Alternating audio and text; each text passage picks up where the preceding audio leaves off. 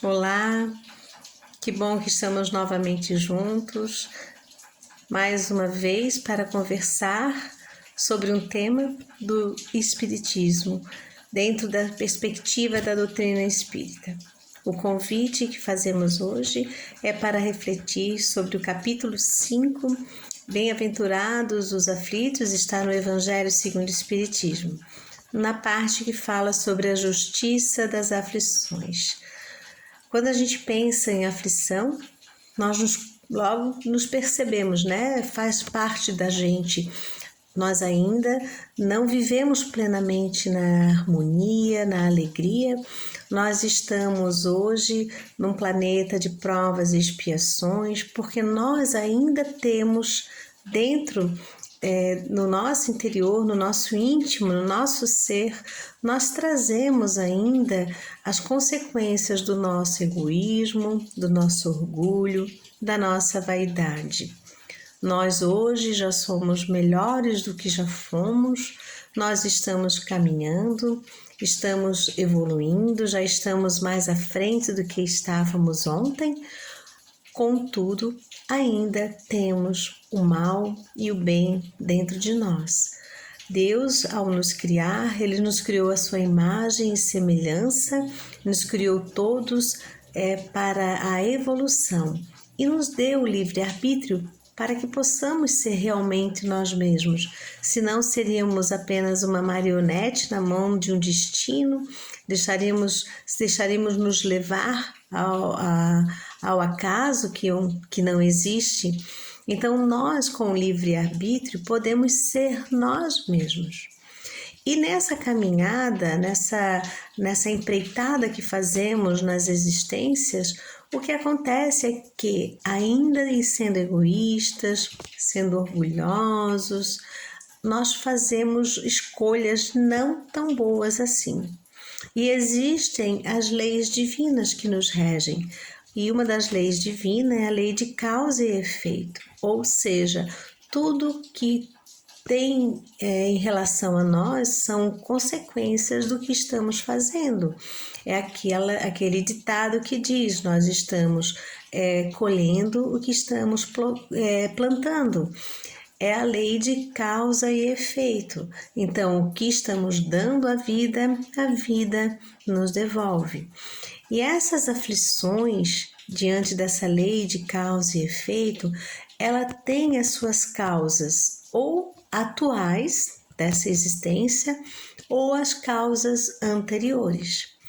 As causas atuais, o que nós sofremos, as nossas aflições que estão atuais, são aquelas que dizem respeito ao nosso caráter, ao nosso modo de proceder.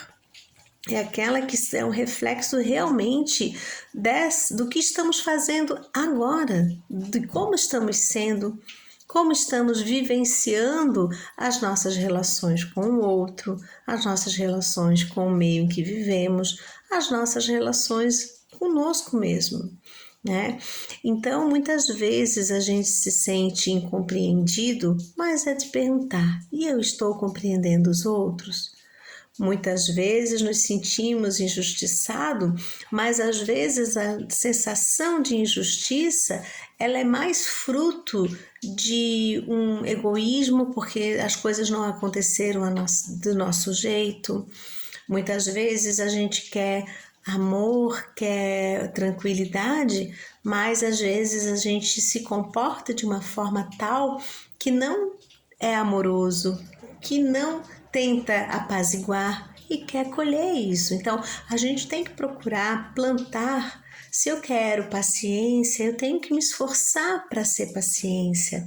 Se eu quero um ambiente harmonioso, eu tenho que dar o primeiro passo para a compreensão, para essa harmonia. Mas a gente então vai caminhando e colhendo. Então a gente vai tendo as tribulações, os infortúnios vão acontecendo, mas não por uma injustiça de Deus, e sim pela possibilidade que nós temos de que, se existe o mal, ele é uma advertência, se existe o sofrimento, é uma advertência de que há um mal.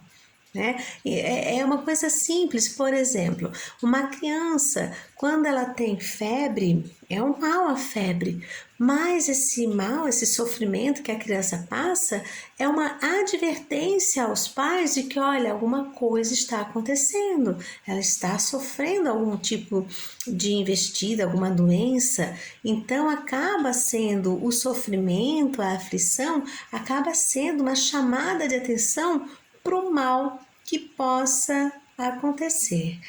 Então, Deus, ele, na verdade, na sua lei de causa e efeito, faz com que assim todos nós tenhamos um caminhar justo, em que cada um vai ser responsável realmente pelo aquilo que está fazendo. E todos os dias, por mais que a gente tenha refletido, no próprio Evangelho, tem uma pergunta que os Espíritos fazem a nós quando estão falando desse tema, né? E eles, então, no próprio Evangelho, eles nos perguntam assim: interroguem friamente suas consciências todos os que são feridos no coração pelas vicissitudes e decepções da vida.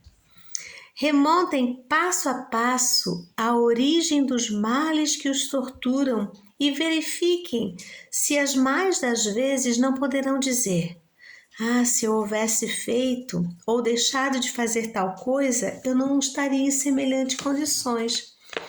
Então, quantas vezes nós acabamos refletindo sobre, puxa, não devia ter falado aquilo, eu não devia ter agido daquela forma, né? E assim, nós temos essa conta, a gente começa a tomar consciência de que nós estamos passando por esse tipo de aflição, em virtude de nós mesmos, nós vamos sempre tendo essa oportunidade de recomeço. Todo dia o sol se levanta, todo dia, é uma oportunidade, é um recomeço para a gente tentar ser um pouco melhor. E há as aflições que são de causas anteriores. Então, nas existências anteriores, porque nós não somos frutos de uma única existência. Porque se fosse assim, Deus, como que a gente poderia ver Deus sendo justo se alguns nascem em condições tão precárias, tanto materiais como também um corpo físico, por exemplo, com deformação, ou no meio social inadequado, né? Quantos que têm tanto e quantos que têm tão pouco? Como estaria a justiça de Deus sob esse olhar, se a gente pensar em uma única existência? A doutrina espírita, ela vem nos consolar, vem tirar esse véu e mostrar que existem várias existências, a pluralidade das existências. E como caminheiros nós estamos andando e assim colhendo nessa lei de causa e efeito, né? Nós vamos colhendo então e tendo hoje a oportunidade ou de passar pela prova ou por expiar, passar por uma expiação. O que são as provas? As provas são aqueles testes, são as coisas que acontecem para afirmar, reafirmar, para nos fazer ver se estamos realmente prontos dentro do nosso processo evolutivo. E as provas, elas servem para que a gente melhore e progrida e cresça cada vez mais.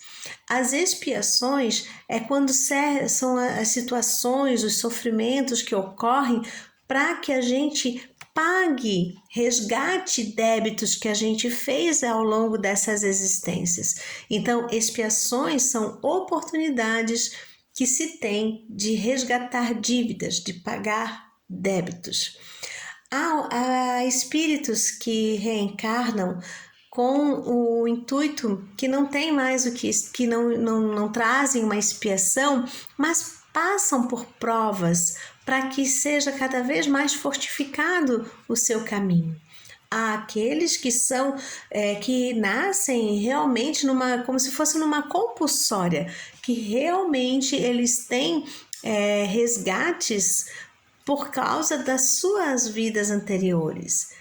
Há aqueles que são como se fossem os penitentes, que pedem para reencarnar com determinada prova, com determinada expiação, para ter essa oportunidade de resgatar a sua dívida, de reparar o mal que fez. E há aqueles também que veem que já tem um coração de puro de amor e vem com uma missão, passa por sofrimentos ou para ajudar alguns ou para servirem de exemplos a tantos, né? Então, diante das provas e da expiação, o que o Espiritismo nos vem trazer é que tudo o que acontece, então, está de acordo com as leis divinas, não é uma injustiça, e que também Deus, além de ser justo, ou seja, que todos nós estamos passando por aquilo que nós precisamos passar para crescer, Deus, Ele é amor, Ele nos quer o bem. Então todos nós temos ajuda, nós temos uma espiritualidade amiga que está ao nosso lado, que quer o nosso bem, que fica alegre com todas as nossas conquistas, que está incessantemente nos intuindo, nos convidando para as escolhas boas, né? Existe cada dia, como eu já falei anteriormente, é uma oportunidade de recomeço. É lógico, a gente não pode ter a ilusão de que a felicidade ela vai ser plena e nós vamos ter todos os dias felizes. Não, nós não alcançamos ainda pureza no nosso coração. Nós estamos nesse momento reencarnados aqui na Terra porque ainda é um planeta que ainda prevalece as escolhas de cada um e ainda há uma preponderância do mal, embora o bem já esteja se multiplicando cada vez mais, né? E o bem seja mais forte do que o mal. Então, nós precisamos, a doutrina espírita ela vem nos elucidar e nos trazer uma resignação diante da vontade de Deus e não a revolta. É muita diferença quando eu me resigno, que eu me reconheço como esse filho do Pai de amor, que eu acredito que vai melhorar. Chico disse que ele uma vez, né, pedindo, ele tinha um problema de glaucoma, Chico Xavier, né? Muitas dores. Uma vez ele pediu se podiam ajudá-lo e eles disseram para ele que veio que tudo passa, Chico, tudo passa. Um dia passaria. E é isso que a gente tem que acreditar. Se hoje nós estamos em sofrimento, se as coisas não estão boas, sossega o coração. Busca a oração para estar perto destes amigos superiores que nos querem bem.